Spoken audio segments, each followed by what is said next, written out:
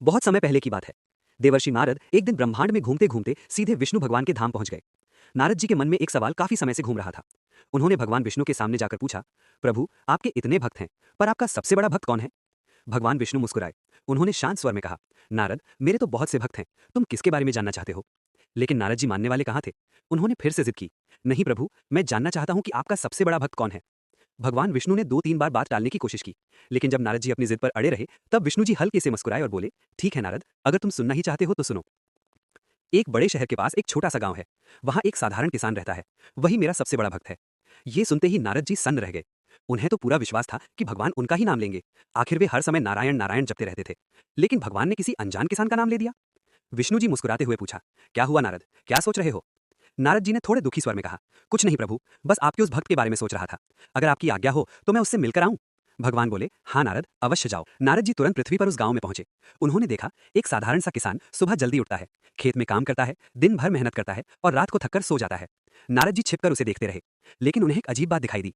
किसान सुबह उठकर बस एक बार भगवान विष्णु का नाम लेता था, फिर शाम को काम से लौटकर एक बार नाम लेता था और रात को सोने से पहले एक बार, बस। दिन में केवल 3 बार। ना कोई भजन, ना कोई लंबी पूजा, ना कोई जप तप। नारद जी हैरान रह गए।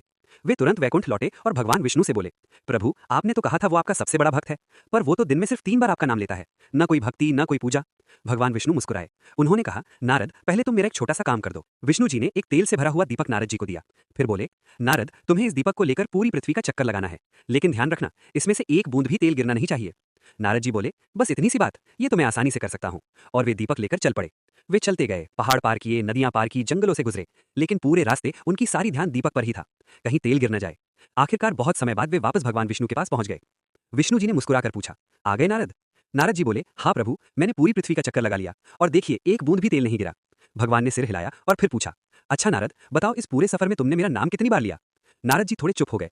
फिर बोले, प्रभु एक बार भी नहीं लिया, क्योंकि मेरा सारा ध्यान तो इस दीपक पर था, कहीं तेल गिर न जाए।